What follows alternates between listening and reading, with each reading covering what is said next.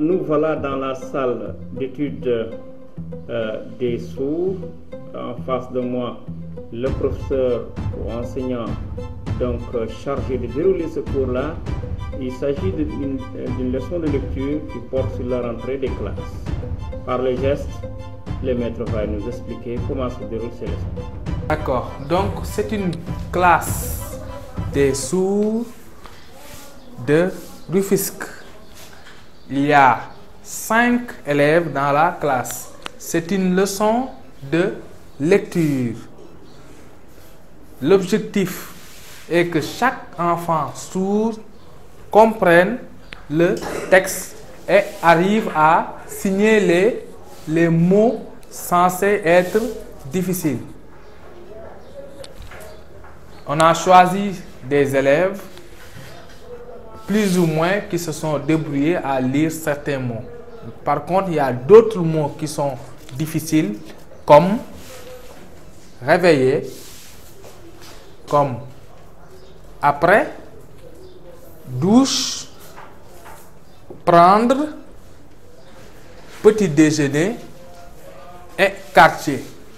Chaque élève va épeler les mots difficiles. Ensuite, on explique le sens du mot. Vous avez compris? Vous suivez? Ne sachant pas parler ces enfants-là, comment ils parviennent à identifier les lettres? Oui, à travers ce qu'on appelle l'alphabet en langue des signes. Chaque lettre en français a son propre signe. Comme exemple, quand on dit A, pour le sourd qui n'entend pas, si tu écris A, lui, il sait, c'est A. Très bien. Il a déjà compris, il a déchiffré que ça, c'est A. On change. Mariam, regarde. Ça, c'est B. Elle a déchiffré chaque lettre de l'alphabet à son signe jusqu'à Z. Et ainsi de suite, chaque mot aussi a son propre signe. C'est-à-dire l'enfant ne parvient pas à parler, mais il entend. Il voit. Il n'entend pas, mais il voit. La définition de la langue des signes, c'est comme c'est une langue à part entière, comme le français et l'anglais, et l'espagnol ou l'arabe ou les autres langues. Mais la différence, c'est que ça s'écoute avec les yeux. Ça s'écoute avec les yeux. Ces enfants-là ont des difficultés d'audition. Ce sont des sourds profonds qui ne parviennent pas à écouter. Donc, leur seule capacité est de bien regarder. Si vous avez bien suivi, à chaque fois que je me déplace, ils me regardent. Ils ont acquis cette habitude. Et quand je parle, ils me regardent, ils me fixent des yeux. Parce qu'à chaque signe que je dis, ils comprennent ce que je veux dire. Ils ont acquis beaucoup de mots.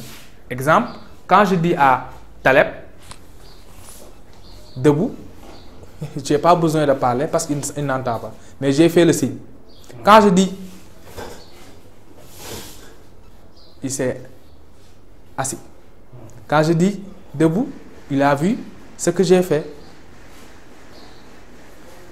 Tu as vu? C'est comme ça qu'on explique aux enfants sourds. Très intéressant. Vision africaine est allée à la rencontre donc, de l'école des handicapés. Monsieur, votre nom? C'est Monsieur Babacar Sek. Monsieur Babacar Sek, que nous avons trouvé avec 5 élèves dans la classe. Très étonnant, très surprenant, mais très intéressant. La pédagogie, elle est relative quand il s'agit de la répétition. Mais la méthode, elle est la même.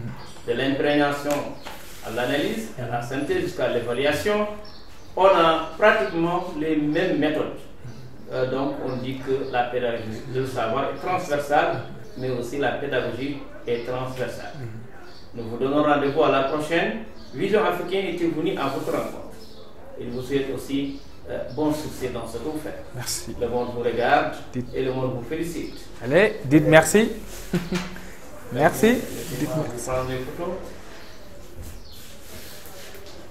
Très bien, faites les gestes de merci. Merci. Merci. Donne-moi le temps de prendre. Merci. Voilà. Merci. Et toi aussi. Merci. Et Oui. Merci. Merci. Merci. Merci des signes de merci que nous avons accordés à l'Union africaine.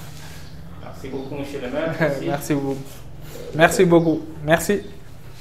Merci Parfait. beaucoup.